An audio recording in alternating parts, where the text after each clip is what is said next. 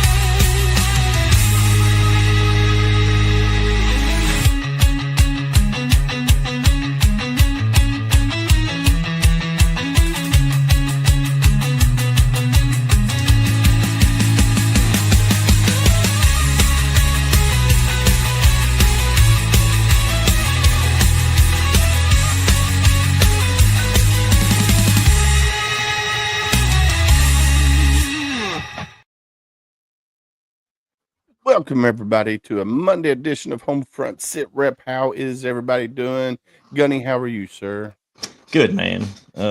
Had to cancel yesterday's jump into UC due to extremely high winds. We had 10 to 15 mile an hour winds here on the ground with gusts over 20, and then the winds just grew the higher in elevation you went. So we only had 2,700 feet of ceiling on top of that. So crappy decision that we had to make to cancel that jump. We always love doing UC. The fans there are amazing, but we'll give it a try again this Saturday. It's their last home game of the year, so hopefully we can get it in. Heck yeah, man. Now, I went to the U of L game on Friday night, and man, it was windy as all get out. I mean, it was like, holy cow. So yeah, I could understand the wind on Saturday as well. So yeah, we had a noon jump too, so earlier in the day, but I don't think it died down at all. We went out and run some errands, went to a friend's birthday party last night, and even today mowing the grass, trying to get it in one more time, and just I'd blow, I'd go in and everything's shooting out, and then the leaves are just coming right back over me because of the wind. So I mean, it's been crazy here in Northern Kentucky the past few days. Oh yeah, the wind's just been unbelievable. Like, so we went to Richmond on Saturday, and beautiful day, but it was just super windy. I mean, I had shorts on and a t-shirt when we got there, and we got down in the bowl at the bottom because we got front row seats, season tickets, and I brought my hoodie with me, the EKU one that's for veterans. So I had it with me, and I was like, man, I'm getting cold. So I put that on right before it started getting dark. And I was like, dude, I'm glad I put that on. Now, granted, I still had shorts on, but it was still windy. And I was Yeah. like, man. So, so speaking of next Saturday, you'll be doing the UC jump. I'll be going to Warrior Rounds Kentucky style, which if you don't, Actually, uh-oh. actually, um, unfortunately, I cannot be at UC. Well, then you're coming to Warrior Rounds Kentucky style Well, with hold on. There's that possibility. I oh, do have a Mogadishu Mile, Kentucky meeting. It's our first meeting since the event. So we're doing some after action stuff and looking forward to next year. We've already have planned a fundraiser dinner at the church. It's just gonna be barbecue and fixins and just 200 plates. Just to give us a jump start to help cover the costs of shirts, coins, whatever other costs we may incur throughout the year leading into Mogadishu Mile. But nice. yeah, so there is that possibility that I can make it down to Shepherdsville for Warrior Rounds. Well, we got 4 tickets for our table, so I don't know if you'll be bringing April with you or not, but I know Julie's not coming, so yeah, we definitely. I got to get another camera because I'm going to be recording the whole entire event, not doing it live, but recording it. That way we can break it down into segments and stuff like that, and Yeah. they can do all of that good jazz. So super excited about that. Um, so if you don't know what Warrior Rounds is, Warrior Rounds pairs veterans with singer-songwriters, Grammy award-winning singer-songwriters, usually done in Nashville. James Thornton, who is a Battle of Mogadishu, Black Hawk Down, Operation Gothic Serpent survivor. He was there during that battle with the 10th Mountain. He's an ambassador for Warrior Rounds here in Kentucky. Really good friends with JT Cooper, who's the founder of Warrior Rounds. They decided to break it off to Kentucky this year to try like satellite camp or satellite retreats for Warrior Rounds to see how that would work. So Kentucky is the test market for that. This year, I think we got 8 veterans that we paired with 8 singer-songwriters, and on the 22nd is the debut of their song, of their story. So I'm super excited about that. Homefront Sit Rep is going to be recording it for them and being a media partner for them as well. So I'm super excited about that, and can't wait to hear the songs because they make sure you bring tissues because you will get very emotional. But it is here in Kentucky in Shepherdsville on the 22nd. I believe it starts at 6 p.m. Eastern. So super excited about that. I am a little under the weather, so if you hear me mute the mic and cough, I do apologize, but I am a little under the weather. But this cough, this change in temperature, going from hot to cold, really fricks with my nostrils at the present moment in time. So yeah, but super excited about today's guest. He's been on before. He's been on the Tip of the Spear. I think he was on another one of our episodes as well. He runs his own podcast called the Life Liberty Show, not the Life and Liberty, but it's the Life Liberty Show. He's a Marine Corps veteran, Semper Fi, and he's got a story, man. Let me tell you. Um, Definitely has a story to tell. Of course, like I said, he does his own podcast, and it's focused on self-sufficiency, and being prepared. But they also talk about all sorts of topics and stuff. So I'm super excited to bring Matt on here in just a minute to Yeah, tell. we had him on last week for the Marine Corps birthday episode. Yeah, yep. He was on the Marine Corps birthday episode, and he was on the Tip of the Spear as well. And what I love about Matt, he likes to play the devil's advocate a lot. So, you got people that will have certain, um, viewpoints on things, and he's like, "Well, what about this? Or what about that?" And he likes to question the system. That's because sometimes we're sheep and we like to just follow the system. But sometimes you gotta think outside the box and question the system. Because sometimes the system's broken, but we're so used to following that system Yeah. that we need to think outside the box, and that's what he does. Well, Uh, and it opens dialogue more too, right? Instead of yeah, just, you and I agreeing on things, if it gets questions a little bit, then it makes you think a little bit more yeah. and opens your thought process a little bit. And, maybe there's a better way to do it. Yeah, I would agree with that 100%. It definitely opens the dialogue, you know, for more discussion. And the good thing is if we can have a civil discussion but disagree and still be friends afterwards, then that's a positive. And a lot of times what happens though is if people don't agree with your opinion, you get mad and you're like, "Oh, well, we can't be friends." And then, "Oh, you're blocked or you're deleted from my contacts," whatever. But if you can't have a civil discussion and see both sides of the fence, then you're part of the problem because And you and have it to. sucks, but if that's the way you want to be, see you later. Bye. I'm not going to lose any sleep over it. You know what I mean? Right, right. Um, Yeah, it. We all were raised differently. We've all done everything in life differently, and we all have different viewpoints on every single thing, right? yeah, yeah. We And should be and able to that's have civil discussions without people getting pissed off.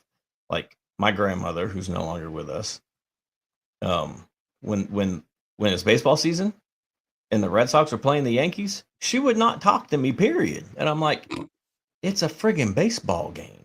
right, You know right. what I mean? Neither one of us have any true vested interest in the game, right? I'm not a stakeholder. I'm not a coach. I'm not a player. I'm not any part of the team. I just like the team. I'm a fan of the team. Right. But you got some of those fans that are extremely fanatical that if their team loses, they shut their phone completely off. And I'm like, bro, Yeah, really, it's a yeah, freaking game. And I get it. You'll get people that aren't fans of either team that just want to razz you. And I get y it. But you know what? If you're going to give it, you have to be able to take it. right. That's Now what I'm saying. see, Julie is a big time UK fan. I'm a U of L fan. Now, when they played just here recently, UK versus U of L in basketball, he had to go to the other room because she was like, freaking out because they were losing. But Well, they we're just still, played volleyball against each other too, right? yeah, they just played volleyball. I think U of L won as U of well. L came out on top on that one. Yeah. So they're getting ready to play football. It's coming up, not this Two week. weeks. 2 weeks. Yeah, 2 weeks. So, and I don't know if U of L if U of L is not playing up to their potential, UK is going to beat them. So I mean that's I after don't what know. I saw. It's UK this year, man. I don't know.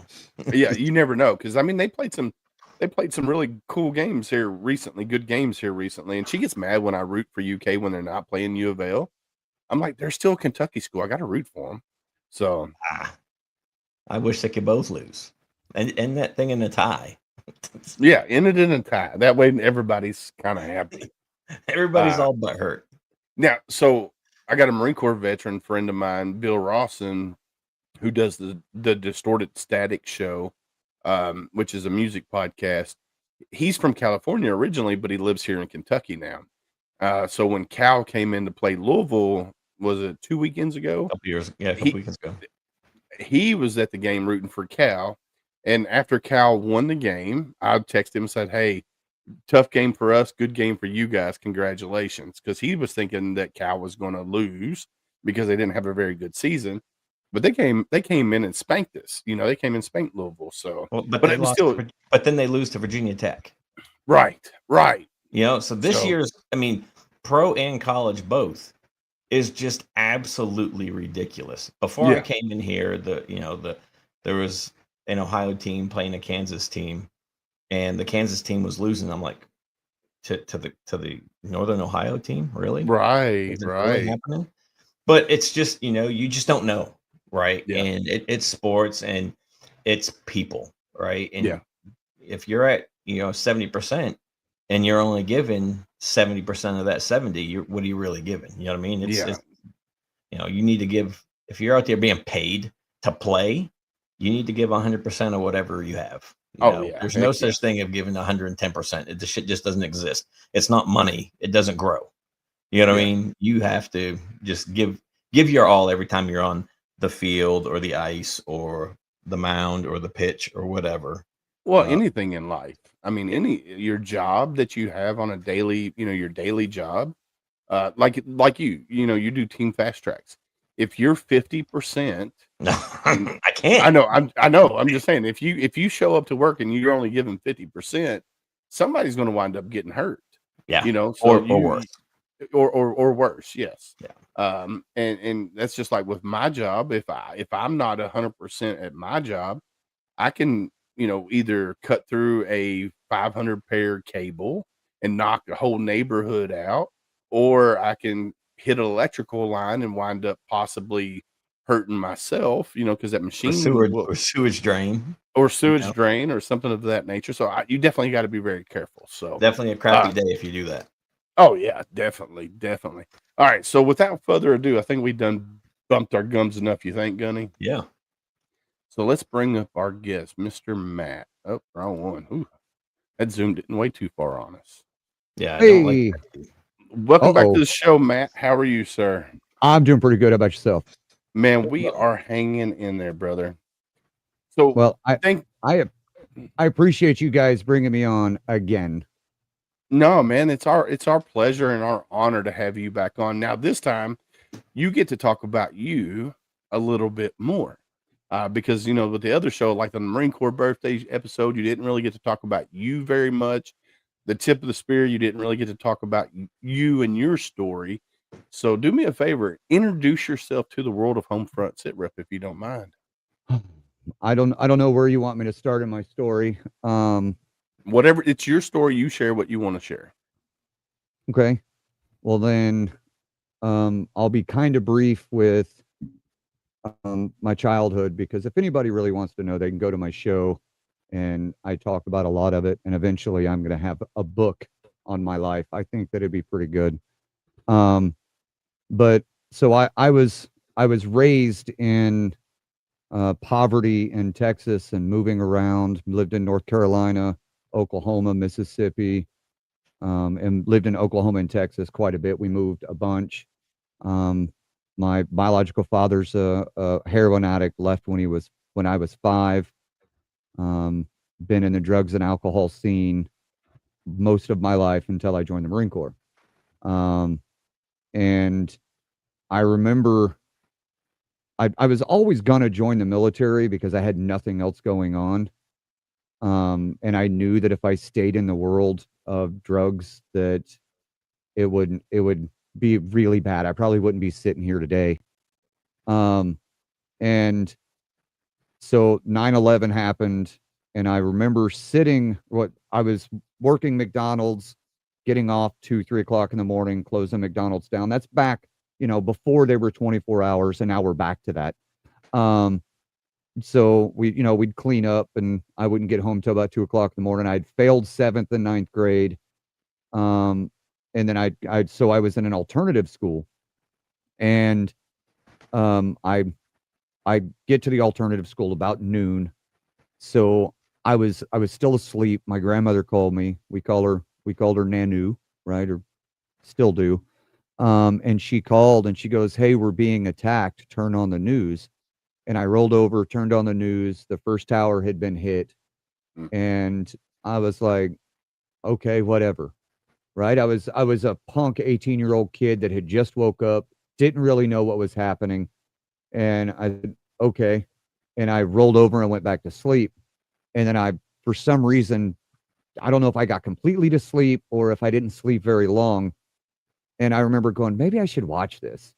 And I rolled over, turned the news back on, and that's when the second plane had hit the towers, and that's when my whole life changed. For I don't know, the first, second, third time, but that was the most drastic change in my life. My stepdad was in the Army, and he was really abusive and an alcoholic and really kind of just a piece of trash. Um, and my kids didn't get to see that, right? He was a great grandfather. He did really good things with my kids, and I could never ask for anything different. But growing up, he was very, very, very strict, and I knew that I was going to be better than him, so I joined the Marine Corps. And um, whenever whenever I went to the recruiter's office and was like, I need to go. When are we going? And those of you that have been through the process, whether it's Marine Corps, Army, Air Force, Navy, Coast Guard, Merchant Marines, whatever it is, it's not quite that easy. Um, and I almost got to a point to where I was like, you know what, I'm not going to do this. I'm glad I did. Um, Went through boot camp, MCT, MOS school, got an NJP in MOS school, for getting a tattoo and disrespect to a senior Marine. Mm. So a Lance Corporal, we were in formation. I was PFC. Lance Corporal said, "Hey, y'all be quiet back there." And a new movie came out. I don't know what y'all think about cussing on here, but the phrase was, the movie was, "I don't gives a fuck," and that was what I said from the back of formation, and I got NJP'd for it. Mm. And that was February 29th, 2003. I got that NJP. That was also the day I graduated MOS school. So graduation, and then I went to get an NJP, and it was put on, I forget what they call it, where basically no restriction, no loss of pay. If I do it again, then I'm going to get all the charges, right? And that's obviously because if I'd have been on restriction, I'd have been non-deployable. So I went straight from MOS school, February 29th, 2003, landed in Camp Pendleton, and it was kind of a desert, right? There was nobody there, because everybody was already in country, getting ready for the push. And I Yes, turned that's pre-push into Iraq. Pre-push into Iraq. Yep. And I turned 19 years old, March 2nd. And then on the 8th, I'm on an airplane landing in Kuwait on the 9th or 10th, whatever the time difference was. And then I was there 7 days, and I was there for the initial push, March 17th.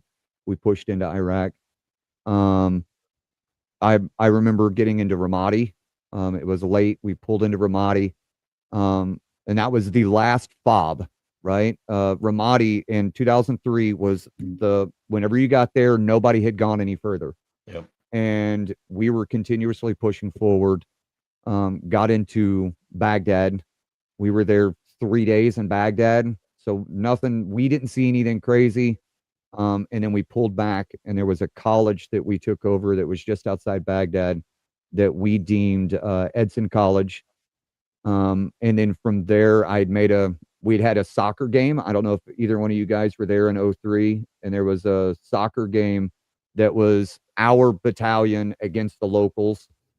So I went through non-lethal training, sandbags, pepper spray, bean bags,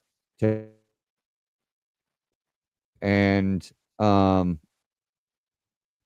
then I'd been to Babylon. We went into Babylon 5 times. So that was kind of cool, right? I'm not a religious person. I've been to church throughout my life, but I'd still never been a religious person. And standing somewhere that was in the Bible was kind of cool. I'm still not a religious person, but being able to stand there and go, wow, this is what they're talking about. See the Lion's Den and see all of the amphitheater and just Babylon. And there's some cool stories, some good funny ones, nothing war related, but just some cool stories in Babylon. And then we got home in August of '03, and I met my wife September 23rd, 2003. She was there to visit a friend of mine that she was engaged to. Weird how that happens. Weird. Weird. We stayed in contact. We didn't actually get together until I was out of the Marine Corps. Nothing happened then. And then I made my second tour, just up and by. And then my second tour was we went back in August of '04. So I was there for the start of the second battle of Fallujah. We were in Fallujah, Iraq, Camp Fallujah. And there were some cool things that happened then, right? I never say that I was in firefights, because I wasn't. I'm in armor.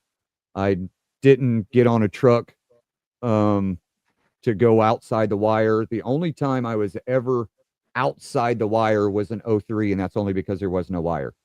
And as we were moving forward, but in Camp Fallujah, I was in the wire the whole time, but that doesn't change dangers, right? I had RPGs shot at me while I was in a tower. I've been in the burn pit while mortars come in. I've been in the right place at the wrong times, or right times. The post I was on, I had traded, and that's where I had got shot at, right? I had traded posts, and I was on a gate, and I was in the tower, and they shot directly at me, and it missed me and hit the post that I had traded, and those two Marines had died. So that time I was supposed to die twice, and I didn't. And then in the burn pit with the mortar, I had a mortar come in within kill range, and it was a dud. Called EOD. EOD come out and cleared it out. So there's 3. And then I was missing some gear that I needed. I don't remember what it was. Had talked to supply, walked all the way to supply, and then they said, come back on this day at this time. Gunny's going to meet you over here to get you the gear. And I was on my way there and had stopped at my post and was, as a good Lance Corporal, I was standing there shooting a shit with the guys on post, and I was running behind. So I was like, man, I got to get out of here. Started walking towards supply, and Tomahawk come in and actually hit supply, and the gunny that I was supposed to meet had died. So if I'd have been in these places all at the right time, I wouldn't be here today. And then after that, we got back in March. March 23rd, I actually landed on U.S. soil, and September 23rd, March 21st, I landed on U.S. soil. September 23rd, 2005, I was discharged from the Marine Corps with an OTH. And I'd received a couple more NJPs in between there. In between my 2 tours, I got an NJP, and then I had got a couple in between my second tour and me getting kicked out. I've made my mistakes. I've done my things. But there's nothing I can say about that. And then there's, if y'all don't know, Sergeant Major USMC 1980, or Sergeant Major Schickel. He was my MEF Sergeant Major. Didn't know that, and then I met him on TikTok. He's in the process of helping me do my upgrade. He believes that my command did me wrong. And he's got my whole record. So he believes command did me wrong. And my belief is that has allowed me to, at this point, have some kind of peace is I believe that my command was going through the exact same problems I was, right? They had just came back from war too. Yeah. So they're dealing with the same thing I am. They don't know how to deal with it. I don't know how to deal with it. They did exactly what they thought was the right thing. In fact, y'all were talking about it before I come up. You get into the routine, you get indoctrinated into what is the right thing to do, and you just, for lack of better words, you're sheep. You fall into the role, and I hold nobody accountable for what happened except for my actions. I should have never done the things that I did. So, but we're in the process of getting that upgraded. If I don't get it, I don't get it. I've tried it twice, and it's been denied both times with the Naval Review Board. So we'll see how it goes. But I now, think it should be upgraded. I mean, you don't know what I did. I know. Well, I know you've told me bits and pieces of what you've done over the course of the time we've known Yeah. each other. Yeah. So I do kind of know some of the story. I don't know it all, Yeah. but Yeah. I think you've served your penance. Because I know people that got out on with the BCD and Mhm. had it upgraded, so I think with you having other than honorable, I think yours should be upgraded at least to a general or something of that nature. Maybe, I think it should be upgraded. Right. I don't want to be the person on this side saying I agree with you, because obviously I agree with you or I wouldn't be trying it. Right. But I don't know. I mean, if the Naval Review Board decides that my experience or my time in the Marine Corps, I was too much of a shitbag, then I was too much of a shitbag. And I'm okay with that. I've come to terms with it. That I made my mistakes. And that's kind of got me where I'm at. I had my time with depression and with anger, and I at one point slept in my chair for 2 years. I didn't get out of my chair. My wife brought my food to me. And the only time I got out of my chair was to shower, shit and shave. That was it. And then I went right back to my chair, and I lived there for 2 years. I was Mm. in a depression, and the OTH did it, right? But I was wrestling with, was it me? There's something I didn't say about my military service. So my ultimate mission whenever I joined the Marine Corps was to kill and die. I had no other mission in life. I had nothing to come home to. My family said I was all just like my dad. My dad's a heroin addict in and out of prison. He was a piece of shit. Not a shitbag, a piece of shit. He's in prison now. He just got caught as a leader in a drug ring in my hometown, and he was sentenced a month and a half ago to 12 more years. Mm. So my dad's going to die in prison. We moved my sister. We went down, and my family had never met my dad. Never. My wife, any of my kids had never met my dad. And we went down to move my sister, and my dad was there. And my wife asked him, "When are you going to grow up?" He said, "Never. Never going to grow up." Mm. So it is what it is, right? We have to accept it. But my family put me in that same category, that I was a piece of shit. I was the black sheep. My whole family said, "You're just like your father." And so when I joined the Marine Corps, I had nothing to come home to. No family, no girlfriend, no kids, no wife.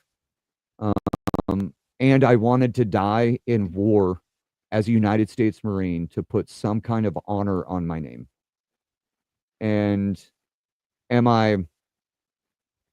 I got out of the Marine Corps, right, I was kicked out, and all of my struggles, was I combating the OTH. I didn't complete my Marine Corps 4 years. I didn't complete my mission in killing and dying. I didn't complete this. I didn't complete that. So I was beating myself up. And then I remember I went to Focus Marine Foundation. It was created by Marines for Marines. And it's a 5-day retreat that you go out. It's here in Missouri, and you go out onto a piece of property that they have. It's immaculate. It's beautiful out there, but you're secluded from everybody, and they have public speakers that are there, and then, bonfires at night and lunch and right, like some of the really cool stuff. And then, so there's these public speakers, and the public speakers are standing there talking, and a lot of it you're just kind of letting it go in one ear and out the other, because we just kind of really don't care. We're here because I'm trying to save my family. I'm trying to, I've been to jail a couple times from having flashbacks. Been in a couple not mental institutions, but stress centers, right? That's what they're called, stress centers, 72-hour holds. And I'm trying to change. I've scared my family enough, but I still wasn't at that point to completely change yet, right? So I was sitting there, some of it going in and out, just kind of rattling around. And one of the public speakers, therapist, psychologist, I don't know what she was, but she made a statement that sticks with me a lot. By the time you're 8 years old, your future's predetermined. Yeah. And my daughter at the time was 8. And I treated her like a little devil dog, little devil pup. And not only did I treat her like a little devil pup, but I was an angry Marine. And I don't know if I ever got to what you would call abusive, but I guarantee you I was towing the line. And whenever she said that, I just bawling, right? Just started crying, raised my hand, and was like, did I fuck up my daughter? And the answer that she gave me was no, that I can, repair that relationship. And that was the moment that I'm gonna be a different person. I have to be. And I've done it on no meds. Very, very little therapy. I relied solely on my wife. When I would be talking to people, I would look at her and go, was I an asshole? Right? Because I cared how I came across to people, because I'm truly trying to change who I am. And if she was like, no, you did fine, then I was like, okay, I'm going to remember that. And then if I was like, honey, was I an asshole? And she goes, yeah, you were kind of an asshole. And then I'd come back and go, hey guys, I'm sorry I acted like that. I still believe what I said, but I shouldn't have come across that way. And being self-aware has really made it really, really possible for me to be where I'm at. And I've now got a podcast. I've met some really great people. I'm, starting voiceover work, voiceover acting. I've got 2 books that I'm narrating. So I'm not in the construction field and the day-to-day that destroyed my body, after the Marine Corps. I'm happy where I'm at. Am I making a ton of money? No. But I'm happy. But you're doing what you like to do and what you want to do and you're passionate about. I'm finding new passions. Yeah. Yeah. And that's always a positive. So, all right. So you've unboxed a lot in this 30 something odd minutes here. You've unboxed a lot. 20 something, because we ran our suck for like 18. All right. So 20 something minutes. All right. Gunny got to correct me. Don't give me an NJP, Gunny. But that's very condensed. But yes. Right. So we've unboxed a lot, and here you are, you're a young Marine, you get an NJP in friggin' MCT, your school. MOS school. Right, MOS school, MCT, whatever branch you want to go in. It's your job school, your specialty school. Like ours was 0311, Spoken like a real grunt. Right. Listen here. Have another Linda. crayon, Willis. Have another crayon. I didn't have one today. I need one. That's your problem. That's the problem. I know, right? I ran out of edible crayons. Oh my Lord. I did see something. Never mind. I did see something I was going to get you for Christmas, Gunny, but I ain't going to tell you what it is. Was it at Kohl's? No, it was at Walmart. The wife made me go to Walmart with her before the podcast. Right. And I hate shopping, and Christmas doesn't get set up until the day after Thanksgiving. Absolutely. That's how we do it. That's how we do it as well. Or the night of Thanksgiving, right? So you have to have your turkey first, period. Yeah. Yes. Yeah. Yes. So my wife loves setting up these Christmas blow up animals. It's like we have a menagerie of different animals in our front yard, right? You got Willis's Ark down there in Mount Washington. Yes, it's freaking crazy. Like this today, we went and they got a Christmas sloth and another. Did you get a hippo last week? No, it was a stegosaurus. It was a whatever stegosaurus. Yeah. So we've got like 20 blow up things that goes in the yard, and so she had to go get one today, and I'm like, motherfucker. So we went and I'm like, and she's like, well, you're gonna help me put it up. I was like, no, I ain't. These are your babies. You put them up how you want them put them up. I have nothing to do with it, because Christmas doesn't come until the day after Thanksgiving. I won't even let her put up a Christmas tree until the day after Thanksgiving. So, but anyway, we've unboxed a lot, of your story here. And I know we're only scratching the surface, because I know there's a lot more to your story. So you got an NJP in your jobs, in your school. And then you get to the fleet. You're there for, however long, and then you get a shipped week over. Yeah. You get shipped overseas to the initial push into Iraq, which everybody knows that initial push into Iraq, regardless of your job, whatever you did, whether you're infantry, motor T, whatever, that was very taxing on the mind and the body. That initial push. What's around the corner? Because you never know. What's up, Jason Ginger? How are you, sir? You didn't know what was coming around. And then here you are, you're on a FOB. And for people out there that don't know what FOB is, it's forward operating base. And you're getting, RPGs flown your way. You're getting rounds hitting your tower. You're supposed to be here, and it got blown up, and Gunny wound up dying. And, places that, that's very taxing on the brain. Here you are, subconsciously thinking about that the whole time you're serving, so the whole time you're on the FOB, right? It's those soul wounds, right? Yeah. It didn't physically break the skin, right? You didn't bleed, but you're losing a piece of yourself every time one of these events happen, right? So a piece of your soul is leaving and staying at Camp Fallujah or staying at the FOB or whatever because of these things that you experienced, or in the the watchtower, so your mind stays there. And I'll tell you, so you and I probably crossed paths at Fallujah, because I got there in January of 2005, and then got pushed out to Abu Ghraib. We definitely crossed paths. Yeah. So, and then you said you come home on the 21st of March. I got blown up for the second time on the 20th of March.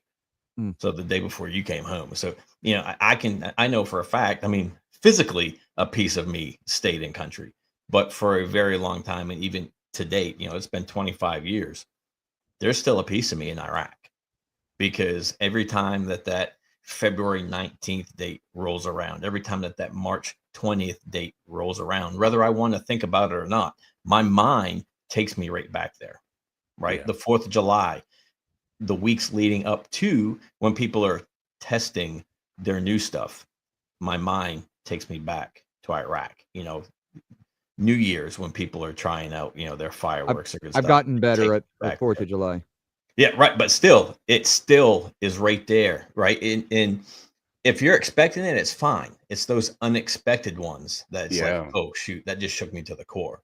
And for just even a little brief millisecond, you're right back there. So that piece of your soul is no longer with you. It's over there in that country. So, those wounds are the ones that are the hardest to heal. Yeah, they definitely are, and I'm like that. So I go to EKU football games. I go to U of L football games. EKU has the cannon, like they'll have a cannon up on there. Usually, it only goes off when the home school scores. Well, we were sitting up there the first game that I went to this season, and I was doing something, and all of a sudden the cannon goes off. Nobody was like they wasn't the teams weren't on the field or anything, and a cannon just goes off. Well, my daughter is sitting across the field in the student section. The wife and I are in our seats, and my daughter texted me. She goes, "Daddy, you okay?" Because she knows, like if I'm doing fireworks and I'm lighting them myself, I'm okay, but if it happens just unexpectedly, like, it just fricks with my brain, like, it just messes with me, like, ungodly, and she texted me right away. She was, "Dad, you okay?" Because I had my head down, I forget what I was doing. She goes, "Are you okay?" And I'm like, "Yeah, I'm fine." It just was very unexpectedly, because luckily my wife was there and she put her hand on my leg, and that does calm my nerves, but I'm like Gunny, those soul wounds, a lot of our brothers and sisters out there that were in country that, um, had rounds coming down range at them and stuff like that. You do leave a piece of your soul there. And you got that, like you said, your mission when you joined the Marine Corps was to kill or die, right? No, That was your both, mission, both. or both. That was what you wanted to do. That's what you had in your mindset, that's what you were destined to do, right? Um, and when you got out of the Marine Corps, not on your terms, but you got out, you felt like you felt that. So your transition out was really, really rough, right? And like you said, you sat in your chair for 2 years, pretty much. What do you think, because now here you are, you got a podcast, you're doing all this stuff for the veteran community. What do you think was your turning point, and what made you realize, hey, I can do this to help myself and also to help my brothers and sisters out there? So I I don't think I ever had a turning point in helping brothers and sisters, right? Helping veterans. Um, I'm I'm not your normal veteran that wants to help other veterans, right? You get on the social media and these guys are having some kind of fucking circle jerk powwow on my trauma is worse than your trauma and this foundation is better than this foundation. And I'm like, y'all are a bunch of pussies. Let's pull ourselves up by our fucking bootstraps and move on. Let's stop talking about it. And that's where I'm at, right? Like I help veterans. My wife is on the board of a veteran first responder foundation. And I absolutely enjoy getting out with the veterans and getting out there on the fucking mountain in the snow on a snow machine, getting out on side by sides with the veteran on a side by side. Or if we ever get the opportunity, just go sit on a lake and fish, right? Because those are the things that matter. Those are the things that are, I'm not this whole powwow, let's talk about trauma. Let's get out in the nature. Let's talk about absolutely nothing. Let's just enjoy being with each other. And then whenever we go and we start the fire and we're sitting around the fire pit, nothing's being said. That one veteran that has had a blast and has been sitting there and is finally comfortable with everybody to go, do you guys remember? And then that's when the breakthrough happens. Yep. And that is something that matters, not this whole propping yourself up about this foundation or this foundation. In fact, I'm glad we're talking about foundations, and it's not even a veteran foundation. I have my beard painted And Gunny has said nothing about it, by the way. We were talking before. I've seen him look at it 4 or 5 times with the face going, what in the fuck is this guy doing? and my face, y'all I'm can't still see. trying to figure out if that is like dye that's still in there, or if okay, I get it. Yeah, it's so it's Yeah. the yeah. It's It's green. green, so it's your back your backdrop. Yeah, got it. So this is green, pink, and blue.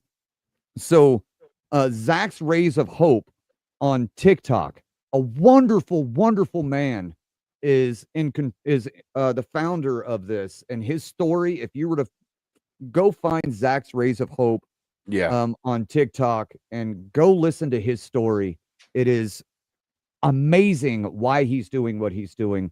What he does is he puts backpacks together for the homeless, not for veterans, not for first responders, the homeless.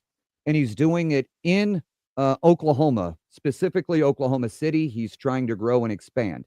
So he did a deal on TikTok that if somebody gives a gift, they get to him, they get to choose whoever to paint their beard. One color. I've got a couple of people, right? I'm super happy to do this. I don't paint this. This isn't what I do. So to step up and say, I'm going to help a foundation that I believe is doing it for the right reasons. Yeah.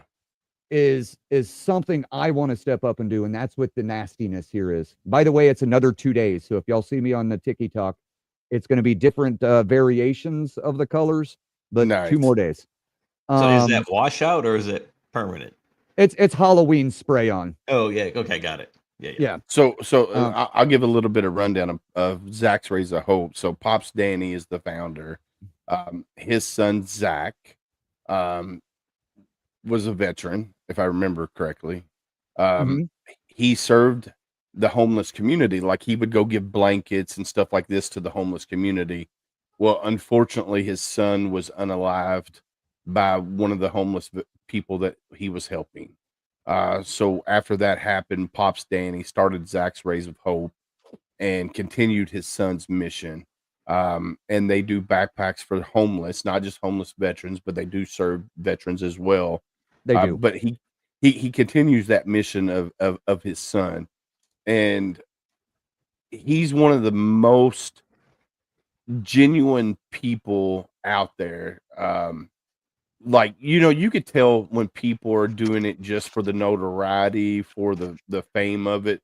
Pops Danny, he's doing it because he believes that is his mission in life now, to carry on his son's legacy of doing this for the homeless.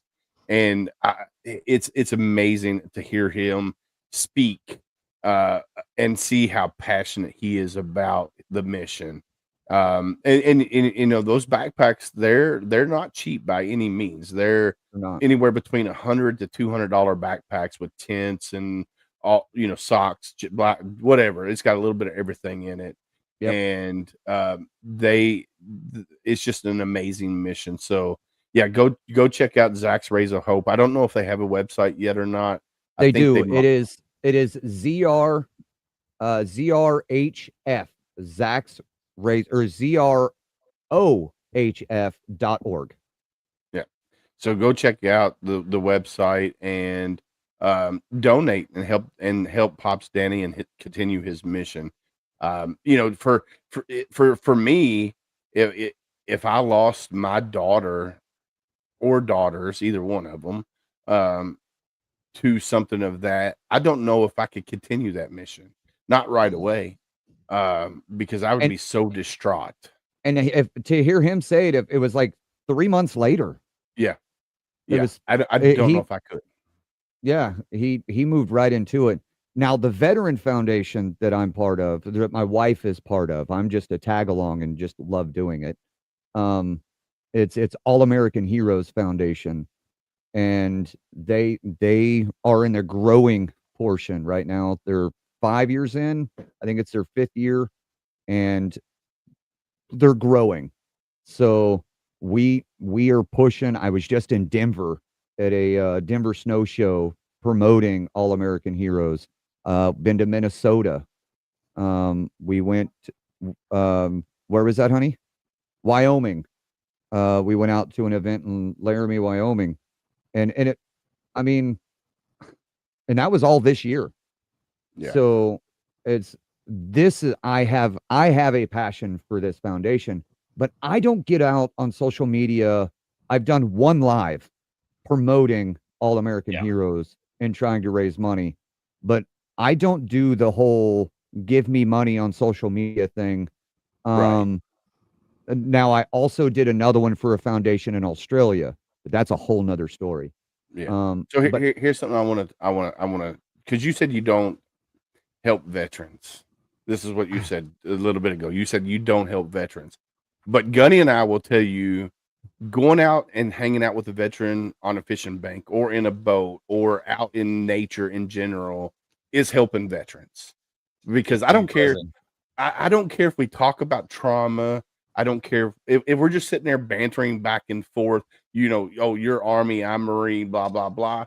That's helping veterans, because you're sitting there and you're talking to them as a human. Yeah, they're a veteran. They might have their issues, but here you are out there and you're talking to them as a normal human. Sorry, TikTok is trying to kick me out. You're talking to them as a normal human. You're helping veterans. Now you're sitting around that campfire. I know Gunny and we've talked about this numerous times. You could be out with a veteran all day long and that veteran not say one single word. Yep. But you get done breaking bread with them. You're sitting around a campfire. That's where the healing begins, because now they're comfortable with you. Now they're going to open up and just talk about, nothing's being forced. That's when the healing begins. And a lot of people don't realize that. If you take a veteran and you're like, well, tell me about your story, and try to fix them then and there, that veteran's going to shut down. But if you just talk to them as a normal veteran all day long, you break bread with them at the end of the day, and then you sitting around a campfire, that's where the healing begins, because they're going to open up. And all it takes is that one veteran to open up around that campfire, and everybody else starts opening up. So that's where the real healing begins. I know Gunny and we've talked about that numerous times over the course of 3 years now here on Homefront Sit Rep. And that's when you said you don't help veterans, I wanted to say, wait a minute. No, you do help veterans. You just help them in a different way, where you're not really thinking you're helping, but you are helping. Yeah, and you're right. I do think I may have misspoke. I don't help them in the quintessential way that everybody thinks that you need to help veterans. I'm not a give a handout kind of guy. And as you were talking about it earlier, I like to look at things both ways. I like to do the devil's advocate. I'm also a very straightforward, blunt person. If we get into a conversation, I'm going to look at a veteran and say, I'm sorry, bud, you just need to buck up. This is the time in your life that you just need to buck up. Because if we continue telling somebody, oh, it's okay to not be okay all the damn time for everything ever, all you're doing is creating a victim mentality. And there are times that you're like sitting around the campfire and somebody wants to start talking. It is okay to not be okay, but it's not okay to not be okay every single day whenever you're talking to somebody and you're using it to manipulate and gain something. Sometimes you just gotta do something and move on. And this comes from personal experience. I was the guy that was not okay every single day, and then finally just said, fuck, I got to do something. Yeah. Right. You've got to make the choice. And I say this about my dad. My sister's now a drug addict, meth head, in and out of prison. And I've been around the drugs. Right. So the only people that I've ever seen get away from drugs, get away from alcohol, become something different are the ones that chose to change. Yeah. You have to choose to change. And if somebody is always validating your emotions, then you're never going to choose to change. Yeah. So I'm the guy that's going to go, I don't care. And then there's the community that's going to go, you're an asshole. Yeah. I am. But I'm the one that's being honest with this person. Yeah. And unfortunately, there's too many veterans out there that use that have that victim mentality, and they utilize that to their advantage. Gunny and I both have seen it numerous times. I not saying that, all right, say an MST survivor, right? Yeah, terrible things happened. I understand that, right?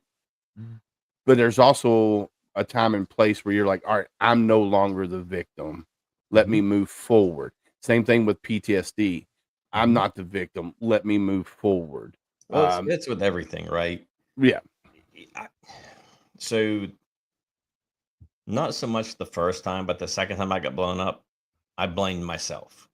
Because I had a suspicion that there was an IED in the ground, and I blamed myself. Well, first and foremost, I didn't put the friggin' IED there. I didn't put the wires to the battery that triggered the thing. And at the end of the day, I went back to warn my Marines of a possible IED. And they're alive and well today because of that. And it took me forever to realize, damn, that wasn't my fault. I did what I was supposed to do as a leader of Marines, as the platoon sergeant, to protect my Marines and bring them home. Now, granted, it's only 67 days into the deployment, and now I'm getting sent home, but still not my fault. Yeah, not your fault. No matter what you're wearing, no matter how you presented yourself, no matter what you feel as though you may have done to put yourself in that situation, it's not always your fault. And if we continue to remember, right, Gunny, not your fault. It's what happened. It was not your fault. You've got to remember, old men talking, young men dying. Okay? Yeah. So there were a bunch of old men in Congress talking, sending young men to do their dirty work. So we were the young men doing the dirty work for old men talking. Yeah. Yep. So I know we barely scratched the surface of your story. It's already been an hour. Yeah, it's already been an hour. I did tell you I'll try and keep it under an hour. No, I love it because I mean we've hit on a lot of topics, and so if you guys want to hear more of Matt's story, go to the LifeLibertyShow.com. You can check out his podcast episodes there. You can follow him on TikTok and other social media platforms as well. All of them. Yeah. All of them. Then go check out allamericanheroesfoundation.org. So it's aaheroes.org. So aaheroes.org. Go check out Zach's Rays of Hope. You can go to Google, type in Zach's Rays of Hope, check out their mission as well. Pops Danny, like I said, he's one of a kind. He's very genuine in his mission. So go check out his mission as well. Matt, man, thank you for taking time away from your family, because I know you guys are doing your thing there. I know your wife's right there. She's yelling at him from the other room of places they were going to and have been. So she right. My wife just hollered. She was like, "We've got a sled that we're raffling off. There you go. So the 24th, the 19th, it's going to be drawn." Oh, so where do they find that at? Is that on the webpage? aaheroes.org. Yep. $25. aaheroes.org. Go place $25 and on a sled. Go do it. On a snow machine. What's that? What kind of sled is it? What is it? It's a 2020. What year is it? 2024 Polaris Chaos. It's the 850 with 165-inch. So it's absolutely a mountain sled. Yeah, it's got the extended track on it. Yeah, it's a mountain sled. Gunny, we wouldn't need that here in Kentucky, would we? I'm from Maine, man. I still got family up there, man. It's brand new, by the way. It was a holdover. It's a 22. No, it was a professional athletes that never rode it. And they donated it to the foundation. Wow. And that's what's happening is it's getting raffled up. Heck yeah. And it's wrapped and it's got an All American Heroes wrap on it. So there's a question on question on My wife's in the TikTok. background, like talking me through it. Yeah, I can So- hear a little bit. So there's a question on TikTok. Is it Yeah. open for Canadians to buy a ticket for? I tell you away. They've asked this before. So I've got a Canadian community.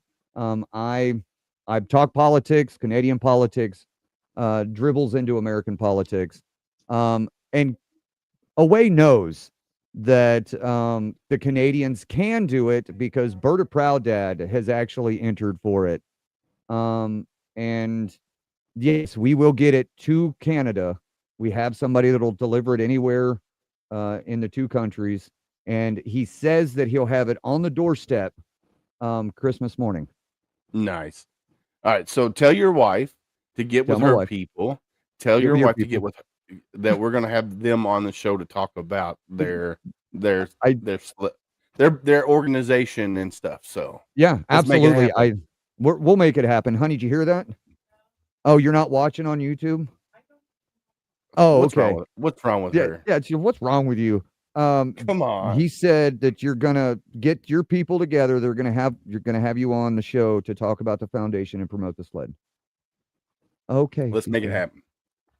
Let's make it happen. But anyway, Matt, thank you for coming on and hanging out with us again and telling your I story. appreciate it. I know we barely scratched the surface. Now Matt will be back on the tip of the spear with us as well, and you might just see him randomly pop in on Home Front Sit Rep. So just stay tuned. You never know what will happen. What? So yeah, right. So Matt, thank you again. Tell your wife and your kiddos there, thank you again for allowing you to come hang out with us for this hour and some change. We really appreciate it, brother. Well, I appreciate you having me on. I've gotten better at telling my story, so Hey, the more you tell it, the easier it becomes. I guess. I'm sorry. I know you're about to shut it down, but I think Gunny noticed it. Earlier he was talking about a time when an explosion went off and his daughter had texted and asked if he was okay. I automatically, like, I started getting teary-eyed, red-eyed, and I'm pretty sure Gunny saw it. My daughter did the same thing to me. Our rodeos, they do that. Boom. Yeah. And my daughter, she texts, "Are you okay?" So it's Yeah, a thing. It Yeah. is. My And daughter, I mean, it was just so sweet that she did that. You know, she was across the stadium from me, across the football field, and she just looked over and saw, and she says, "Daddy, you okay?" You know, it was just, it just, you know, it just. She knows that the PTSD that I got and what affects me and stuff like that. So she's very aware of that situation. So I definitely. and that it brings on, right, like, generational trauma from Yeah. our trauma, because now our kids are gaining trauma, learning how to deal with our trauma. Yeah. And let's not victimize that, right? Because now you're victimizing a whole lot of other stuff. But let's be real in the fact that there is a secondary trauma from our trauma. Definitely. Sure. Definitely. Well, Matt, thank you again. I'm gonna drop you down in the green room if you want to hang out or if you need to go. It's up to I'll you. hang out. All right, brother. Appreciate you. L- Let's see. Not that one. This one. God, Don't put me that close, man. There we I go. know. That's much better. I know This what you're is doing. much better. What you doing, Much Willis? better. What you doing? What you talking about, Willis? What you talking about, Willis? I knew it was coming. I knew it was coming. All right, man. Thank you again, Matt, from the Life Liberty Show, coming on and talking about your story and what you're doing. Whether you know you're helping veterans or not, you are helping veterans, and that's all that matters. And we've talked about it numerous times on this show that just being around a veteran and just shooting a shit with the veteran, that's the healing. That's what veterans need. Sometimes we just need people to listen to us and not try to fix us, because if you try to fix me, I'm going to build that wall a little bit higher each time. But if you're just sitting there and you're shooting a shit with me, I'm probably going to wind up opening up. What do you think, Gunny? Yep, absolutely. Absolutely.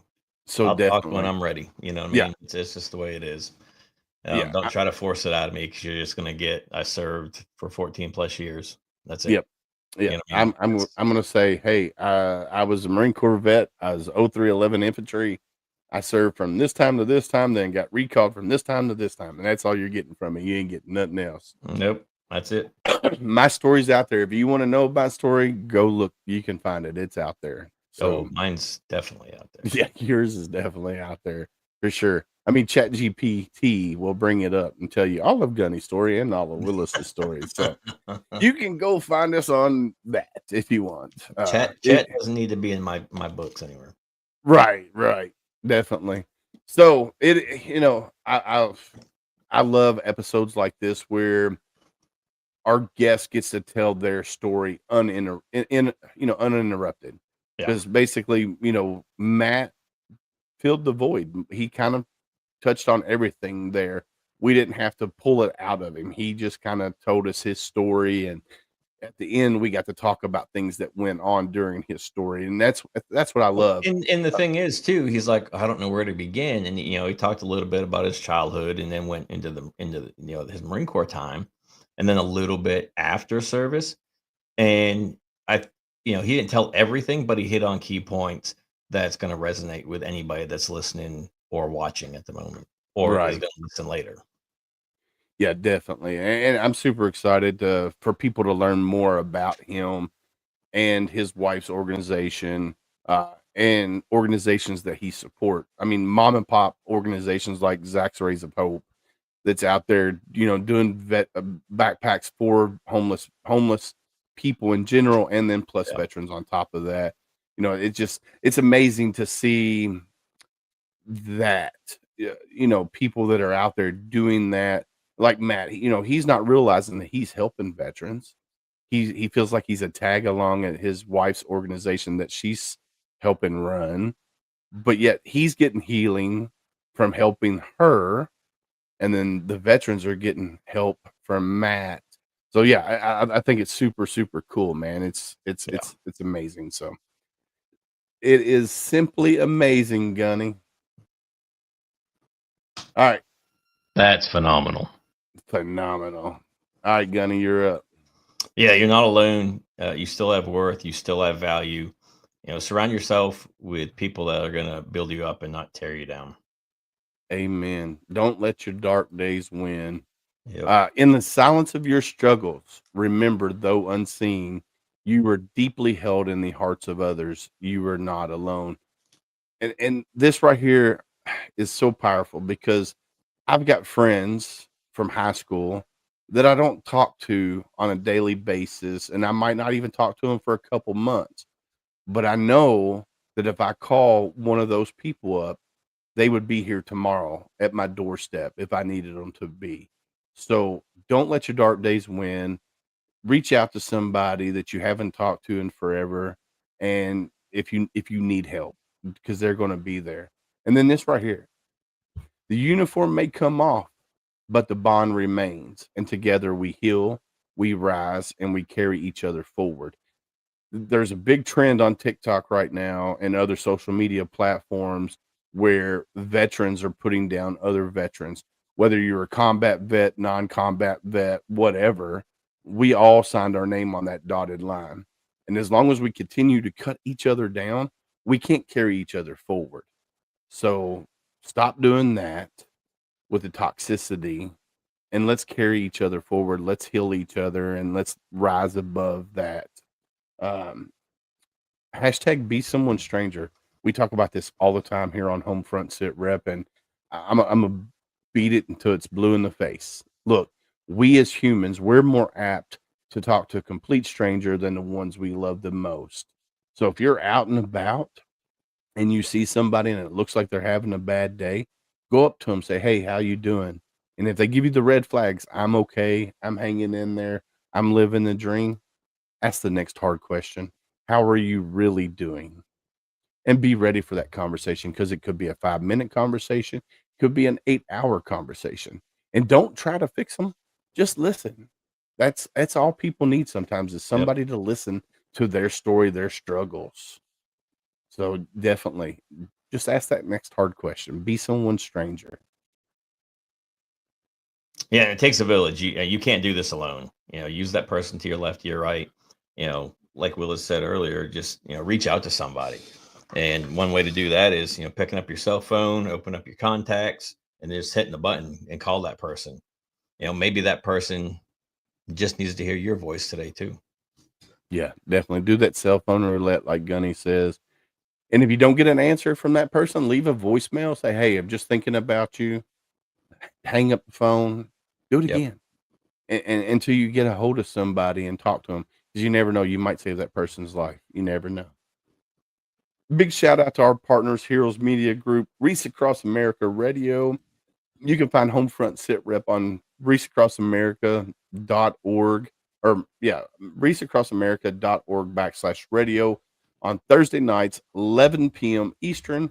That's Thursday nights, 11 p.m. Eastern. You can check us out there on Reese Across America.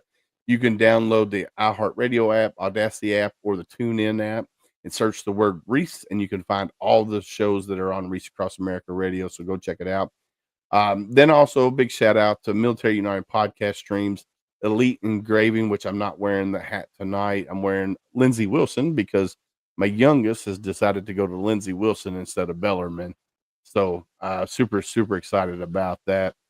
So check out Elite Engraving. They have our hat on their website. You can go find it, or you can go to Homefront Sit Rep and click on merch, and you can see it there as well. Same flag, same oath.com. Matt and Becky Johnson outside of Katy, Texas, did our Marine It Down shirt, which Uncle Sam is wearing. If you follow Theory on TikTok, he was wearing our shirt today on his live. So go check out same flag, same oath.com. Also, Valor Coins and Pin, Brent Casey and Brian Casey, the grandsons of Herschel Woody Williams, the Marine of all Marines, Medal of Honor recipient. Gunny can tell you a whole lot about Herschel Woody Williams. He was, I never met him face to face, but the stories I've heard of that guy, heart of gold, and he loved his Marines. So, And West Virginia, by God. And West Virginia, by God. Yeah. So he's got a foundation where they do Gold Star monuments across the country for families, Gold Star families. And Valor Coins and Pins, they take a percentage of, each coin sale, and it goes to the Herschel Woody Williams Foundation. And I believe they're still in I do have I do have one here, Gunny. That's one coin. Yeah. It's kind of what the monument looks like. Front. The front of every monument looks like that, has the same sayings. The back of each monument is different. And it's up to that committee that is wanting that monument. They get to pick what's on the back. Heck yeah. So if you are a Gold Star family member and you want a Gold Star monument in your town, reach out to the Herschel Woody Williams Foundation or the Woody Williams Foundation and say, hey, we would love to have one of your monuments here. And then they'll walk you through the steps of who you need to contact and all of that. They'll actually, somebody from the Woody Williams Foundation is on the board as well. And they just basically hold your hand through it and give you direction and guidance. And, but all the fundraising and everything is all on your end. If you want one, but they help with, the size, the placement, all that good stuff. The groundbreakings, the unveilings, everything. Heck yeah.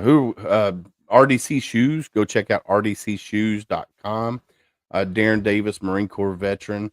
Amazing shoes. I wore them to the EK. Matter of fact, they're on my feet right now. I got the Patriots on right now. They are so comfortable. I love them. They're amazing. So go check out RDC Shoes. I feel like we're missing somebody. Who am I missing? I think that's it. We got United Podcast Streams, Elite Engraving. We Heroes got Media Group, Reach Across America Radio, Across America, same brand, flag, same flag, same oath. Darren, I think we're good. I think that's everybody. And then cavarts.org. If you are a veteran and you are creative, whether it's woodworking, leatherworking, metal forging, you're a poetry artist, you like to do poetry, you like to do play the guitar, My wife made fun of me because of guitar, because I'm country. Because I'm country. Because you're hillbilly. I'm hillbilly. Yeah. So they do. So if you love arts, anything that's considered art, go check out cavarts.org. It's part of challengeamerica.com. Great mission there. I love it. They're amazing. So go check them out. Gunny, unfortunately, it is that time, my friend. It is. No show tomorrow. Yep. You've got the Marine Corps League meeting. And then Yep. Tip of the Spear is Wednesday, right? This Wednesday? Because Wednesday the next weekend 19th. is Yeah. next Wednesday is the day before Thanksgiving. People will be traveling, so try to get it in before the holiday. Definitely. And unfortunately, General Brian Kelly cannot make it this Tip of the Spear. So he will try either December or January. So, but it should be a great Tip of the Spear. I'm super excited about it. So yeah, check us out on Tip of the Spear on the 19th. Get fiddle. Yeah, say fiddle instead of guitar, because it seems like you can say that. Yeah, fiddle. What's the difference between a fiddle and a violin? Anyway, let's talk about this real quick before we end the show. Next year, starting in January, we're going to add 2 new segments. One's going to be the veteran joke of the day. So if you're a veteran and you think you're funny, submit a small video, 30 seconds to a minute, to homefrontsitrep@gmail.com of you telling a joke. And next year we're going to play that joke at the beginning. So right after our intro, Gunny and I are going to come on, do our little banter. Then we're going to play the joke of the day, and then we're going to bring the guest in after the joke of the day. So if you're funny or you think you're funny, send us a joke video, 30 seconds to a minute. Gunny and I will go through those, and we'll pick one for each episode. So send it at Homefront Sit Rep. This is a family-friendly show, so keep it clean. Definitely keep it clean. And then when we end the show, Gunny's going to have Gunny's words of wisdom. So we're going to have two new segments starting in January. So I'm super excited about that. So, yeah, I'm excited. But anyway, like we always say on Homefront Sit Rep, stay safe out there. We got your six.